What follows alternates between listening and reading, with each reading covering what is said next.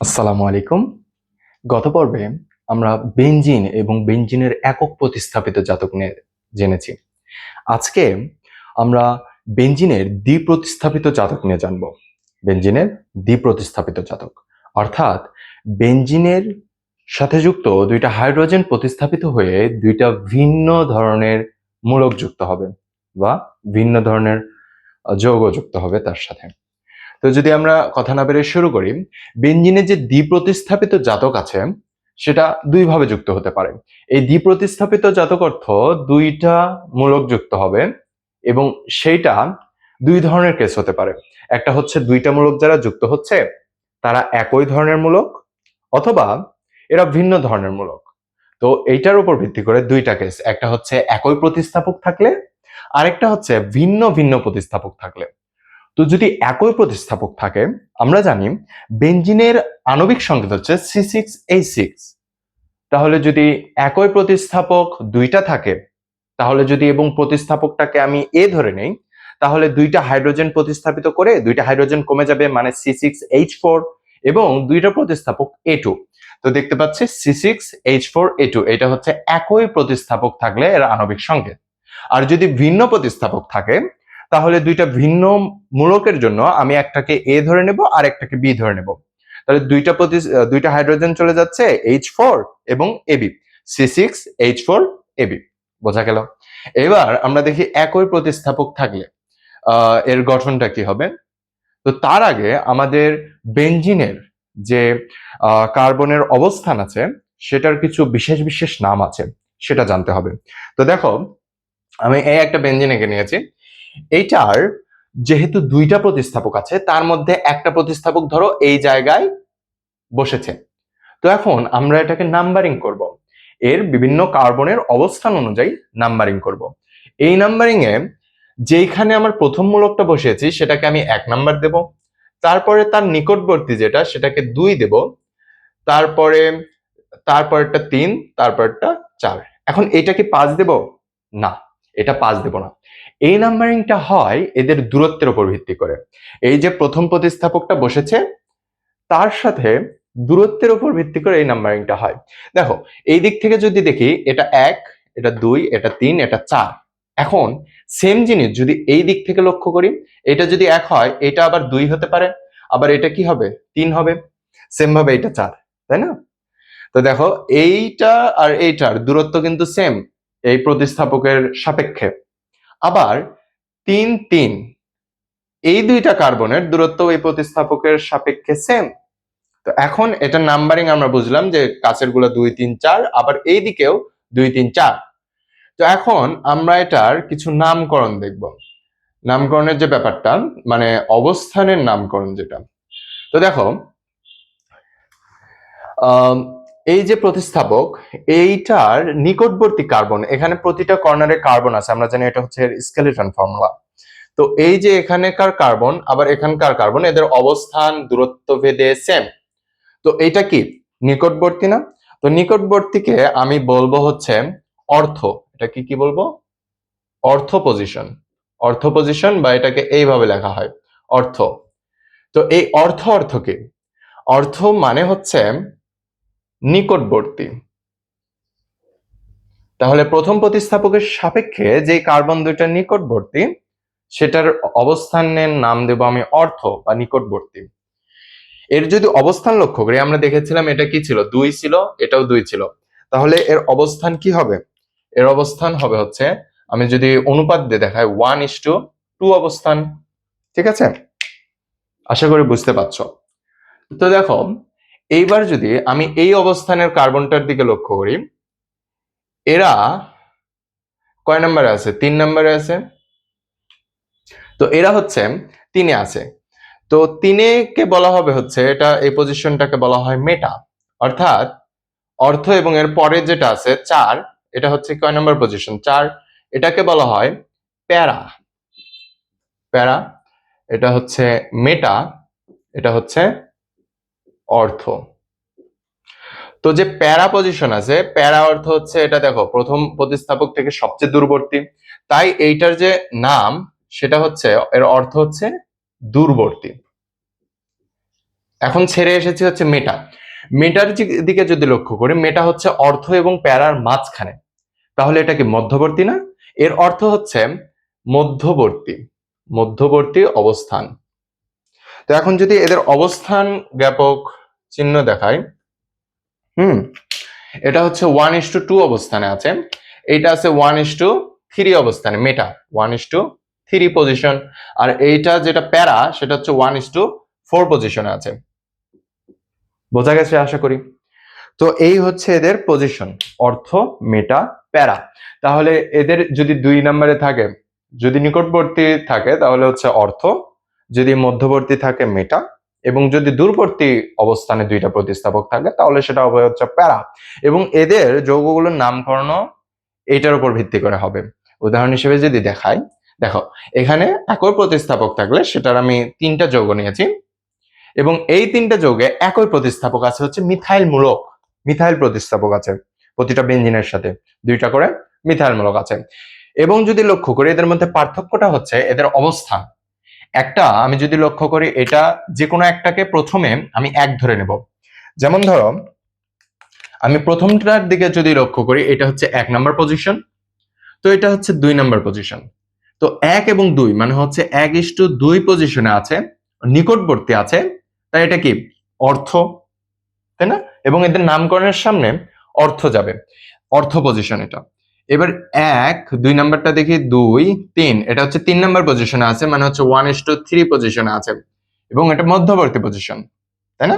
এটাকে বলবো আমি মেটা, মেটা পজিশন। আবার এটার দিকে যদি লক্ষ্য করি, এটা 1, এটা 2, এটা 3, এটা হচ্ছে 4, তাহলে হচ্ছে 1:4 পজিশনে আছে, দূরবর্তী পজিশনে আছে, তাই এটা হচ্ছে প্যারা। তাহলে এটা অর্থ যৌগ, মেটা যৌগ, প্যারা যৌগ। বোঝা গেছে? তাহলে এদের নামকরণও সেই রকম হবে। এখন আসো এদের নামকরণের ক্ষেত্রে, যদি আমি এদের নামকরণের দিকে লক্ষ্য করি, এর পজিশন অনুযায়ী এখানে 2টা মিথাইল মূলক আছে, এটা হচ্ছে একটা বেনজিন, তার সাথে 2টা মিথাইল মূলক আছে, তাহলে এটা কি ডাইমিথাইল বেনজিন। এবং এদের যদি পজিশন দেই, এটা হচ্ছে 1 এবং 2 তে মিথাইল মূলক আছে, তাহলে 1,2 ডাইমিথাইল বেনজিন, এটার নাম কি 1,2 ডাইমিথাইল বেনজিন। জায়গার স্বল্পতার জন্য ছোট করে লিখতে হচ্ছে, তোমরা আমার কথা শুনে লিখে ফেলবে 1,2 ডাইমিথাইল বেনজিন। এই যে 1,2 ডাইমিথাইল বেনজিন, এটার যদি পজিশন 1,2 কে না লিখে আমি বলি যে অর্থো ডাইমিথাইল বেনজিন, তবুও কিন্তু হবে। তাহলে অর্থকে আমি এইরকম ও দ্বারাও লিখতে পারি, তাহলে এটাকে এইভাবে লেখা যায়, অর্থ ডাই মিথাইল বেনজিন। এখন দেখো এই যে ডাইমিথাইল বেনজিন, যেখানে বেনজিনের সাথে 2টা করে মিথাইল মূলক থাকবে সেটাকে আমি বলবো হচ্ছে জাইলিন, এই যৌগটাকে বলা হয় জাইলিন। তাহলে এটাকে কি বলা যাবে, অর্থ জাইলিন। জাইলিন হচ্ছে বাণিজ্যিক নাম, ঠিক আছে, অর্থ জাইলিন। এবার যদি দ্বিতীয় যৌগটার দিকে লক্ষ্য করি, এর পজিশনটা হচ্ছে 1:3, মানে হচ্ছে 1,3 ডাই মিথাইল বেনজিন, বা সেম ভাবে এটাকে বলা যায় যে meta dimethyl benzene, dimethyl benzene same ভাবে। আবার যদি এটাকে বলা যায় মেটা জাইলিন বলা যায় না, কারণ কি 2টা মিথাইল মূলক আছে, এর বাণিজ্যিক নাম কি জাইলিন। এখন দেখি তৃতীয় যৌগটার ক্ষেত্রে, আমি ডট ডট দিয়ে লিখেছি, তোমরা কিন্তু খাতায় সঠিকভাবে লিখবেন। এবার দেখো তৃতীয় যৌগটা হচ্ছে 1,4 পজিশন আছে, তাহলে হচ্ছে 1,4 ডাই মিথাইল বেনজিন, বা 1,4 কে কি পজিশন বলা হয়, প্যারা, তাহলে প্যারা ডাই মিথাইল বেনজিন। অথবা এটাকে কি বলা যায়, প্যারাজাইলিন বলা যায়, ঠিক? হ্যাঁ, বুঝতে পারছো? তাহলে প্যারাজাইলিন বলা যাচ্ছে, তাহলে অর্থোজাইলিন, মেটাজাইলিন, প্যারাজাইলিন। তো এই হচ্ছে একই প্রতিস্থাপক থাকলে এদের নামকরণের সিস্টেম। এবার যদি আমি দেখি ভিন্ন প্রতিস্থাপন, যদি 2টা প্রতিস্থাপকই হচ্ছে ভিন্ন হয় তাহলে এর ব্যাপারটা কি হবে। তো যদি ভিন্ন প্রতিস্থাপক থাকে তাহলে এদের আণবিক সংকেত হবে C6H4Ab, এবং এখানে 2 ধরনের কেস হবে। একটা হচ্ছে এই যে প্রতিস্থাপকগুলো যুক্ত আছে এদের গঠনটা কেমন, বা এরা কোন প্রতিস্থাপক যুক্ত আছে তার উপর ভিত্তি করে। যদি পরপরযুক্ত প্রতিস্থাপক না থাকে, পরপরযুক্ত প্রতিস্থাপক না থাকে, তো এখন আমি যদি দেখি পরপরযুক্ত প্রতিস্থাপক কারা এবং পরপরযুক্ত প্রতিস্থাপক না কারা। তো আমি তার আগে একটা জিনিস দেখাই দেই যে পরপদ থাকে না কাদের, পরপদ থাকে না, পরপদ থাকে না কোন কোন মূলকের পরপদ থাকে না। যদি আমি লক্ষ্য করি এটা কি অ্যালকাইল মূলক, তাই না? অ্যালকাইল মূলকের পরপদ থাকে না। এবার ও আর বা এটা হচ্ছে ইথারও হতে পারে, আবার হচ্ছে অ্যালকোহলও হতে পারে, ইথার। তারপর হচ্ছে আমাদের অ্যামিনোমূলক, তারপর কি নাইট্রোমূলক, এই সকল মূলকের আমার পরপদ থাকে না, ঠিক আছে?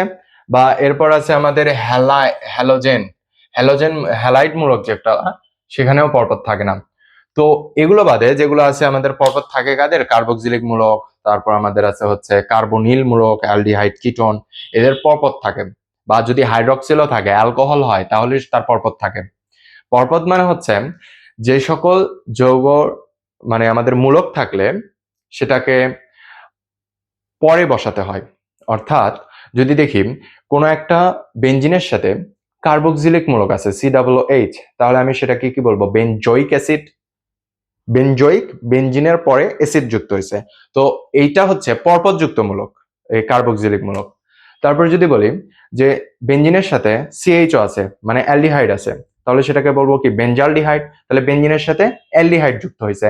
তো এই যে পরপদ, অ্যালডিহাইড হচ্ছে পরপদ, এগুলো হচ্ছে পরপদযুক্ত মূলক। কিন্তু যদি এখান থেকে অ্যামিন মূলকটা থাকে, তাহলে আমি সেটাকে কি বলতাম, বেঞ্জিনের সাথে অ্যামিন মূলক থাকলে অ্যামিনো বেঞ্জিন। অ্যামিন কিন্তু আগে বসাতাম, এটা কিন্তু পরপদযুক্ত মূলক না, ঠিক আছে? তো এইটার উপর ভিত্তি করে আশা করি বুঝতে পারছো যে যাদের পরপদ নেই তাদের ক্ষেত্রে নামকরণটা কি। এই যে যৌগ নিয়েছি সেখানে একটা নাইট্রোমূলক আছে এবং ক্লোরিন মূলক আছে, এই দুইটা কিন্তু একটাও পরপদযুক্ত মূলক না। ক্লোরিনও আগে বসে, নাইট্রোমূলকও আগে বসে, তাই না? তো তাদের ক্ষেত্রে যে নামকরণের সিস্টেম সেটা আমরা দেখি। তো এই সকল ক্ষেত্রে যাদের কারোরই পরপদ নাই, তাদের ক্ষেত্রে বর্ণমালার ক্রমে দূরবর্তী বর্ণের মূলককে 1 নম্বরে দিতে হবে। তো এখানে যে নাম্বারিংটা করব সেটা কিভাবে নাম্বারিং করব, আমি দেখব যে বর্ণমালার ক্রমে দূরবর্তী মূলকটাকে, অর্থাৎ উচ্চারণের ক্ষেত্রে যে বর্ণমালাটা দূরে আসে সেটাকে 1 নাম্বার দিব এবং সেখান থেকে নাম্বারিং শুরু করব। তো দেখো এটার ব্যাপারটা কি, এখানে ক্লোরিন আছে আর নাইট্রো মূলক আছে। তো ক্লোরিনের সি আগে নাকি নাইট্রন এন আগে? অবশ্যই সি আগে, তাহলে দূরবর্তী মূলকটাকে এন, তো এন কে আমি 1 নাম্বার দেব। তো দেখো উচ্চারণের ক্ষেত্রে ক্লোরিনের সি পরে, ক্লোরিনের সি আগে আর নাইট্রোর এন কি পরে, তো এই পরেরটাকে 1 নাম্বার দেব। 1, তাহলে নাম্বারিং যদি করি 2 এবং এটা কি 3। কিন্তু যখন নামকরণ করব তখন বর্ণমালার ক্রমেই উচ্চারণ করতে হয়। অর্থাৎ যখন নাম্বারিং করব তখন যেটা দূরবর্তী সেটা 1 নাম্বার, কিন্তু নামকরণের সময় যেটা বর্ণমালাটা আগে আসে সেখান থেকে আমি নামকরণটা করব বা সেটাকে আগে রাখবো। তো সেই হিসেবে আমি নাম্বারিং করেছি, নাইট্রোকে 1 নাম্বার দিয়েছি যেটা হচ্ছে এন দূরবর্তী যেহেতু, কিন্তু আমি যখন নামকরণ করব তখন যেহেতু সি আগে তাই ক্লোরোকে আগে রাখবো। তো দেখো এই হিসেবে এদের নাম হচ্ছে 3 ক্লোরো নাইট্রোবেনজিন, 3 ক্লোরো